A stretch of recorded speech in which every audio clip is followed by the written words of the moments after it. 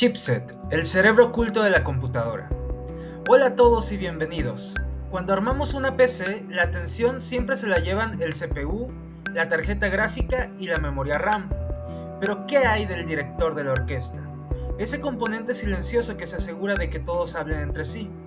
Hoy hablamos de esa pieza clave, el chipset. Para desglosarlo, hemos dividido el video en 3 partes. Yo, Samir, comenzaré con los fundamentos, qué es y qué hace.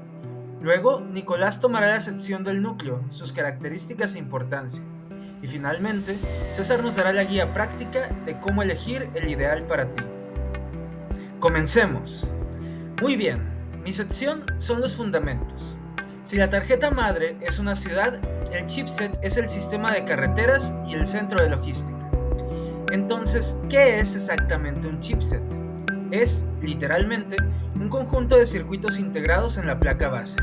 Su único trabajo es gestionar la comunicación entre el procesador y todos los demás componentes del sistema. En el pasado solían ser 2 chips, el puente norte y el puente sur. Hoy, la mayoría de esas funciones están integradas en un solo chip o incluso dentro del propio CPU, pero su propósito sigue siendo el mismo, es el centro neurálgico. Y eso nos lleva a sus funciones. ¿Qué hace exactamente? Principalmente 2 cosas. Número 1, es el controlador de tráfico. Decide cómo y cuándo el CPU habla con la memoria RAM y cómo se comunica con las tarjetas de expansión en los puertos PCIe. Sin él, el CPU estaría gritando en una habitación vacía. Y número 2, es el centro de conectividad. Los puertos USB, los conectores SATA para discos duros y SSD, el sonido integrado, la conexión de red Ethernet, todo eso lo gestiona y lo controla el chipset. Esa es la base.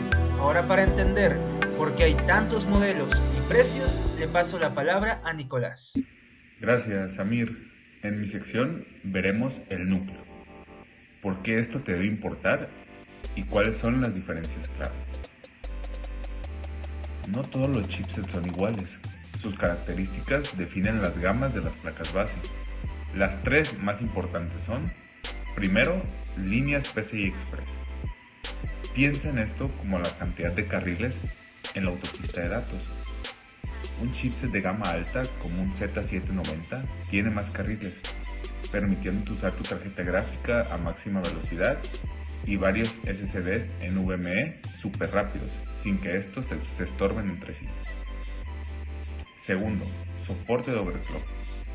¿Quieres exprimir al máximo tu CPU y RAM? Necesitas un chipset que lo desbloquee. Si no planeas hacerlo, puedes ahorrar dinero con uno que no lo permita. Y tercero, conectividad de última generación.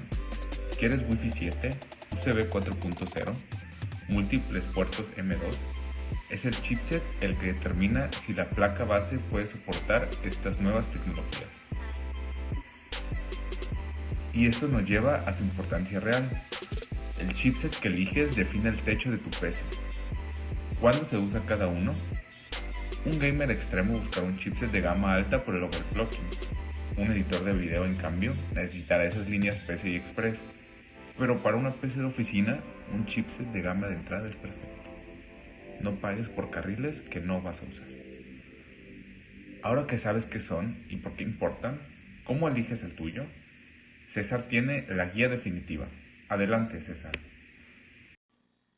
¿Cómo escoger un chipset según nuestras necesidades? Bueno, para escoger el chipset debemos hacer 3 preguntas clave. La primera es, ¿qué CPU voy a utilizar? Esta es quizá la pregunta más importante y no es negociable. El chipset que utilicemos debe ser compatible con el zócalo y la generación de nuestro CPU. Por ejemplo, un Ryzen serie 7000 necesita un chipset de la serie 600 de AMD, o un Intel de 14ª generación necesita un serie 600 o 700. Fin de la historia. Si nuestro procesador no es compatible con nuestro chipset, pues no nos servirá. La segunda pregunta es, ¿le pienso hacer overclocking a mi computadora? Y para esto hay que sernos honestos. Si la respuesta es no o no sé qué es eso, felicidades. Te acabas de ahorrar un buen dinero. Puedes ir por un chipset de la serie B o H de Intel o un B o A de la serie de AMD, que son más baratos. La tercera pregunta es, ¿qué conectividad necesito? Hagamos una lista. necesitamos un SSD M.2 que sea rápido, 4 puertos USB y Wi-Fi. Bueno, entonces revisaremos la hoja de especificaciones de nuestro chipset y nos aseguraremos que cubre... Repito la pregunta 3, La pregunta 3 es... Repito. Y con la última pregunta sería, ¿qué conectividad necesito? Hagamos una lista. Supongamos que necesito un SSD M.2 rápido, 4 puertos USB y Wi-Fi. Ahora toca revisar la hoja de especificaciones de nuestro chipset y asegurarnos que cubra las necesidades. Con esto le devuelvo las palabras a Samir.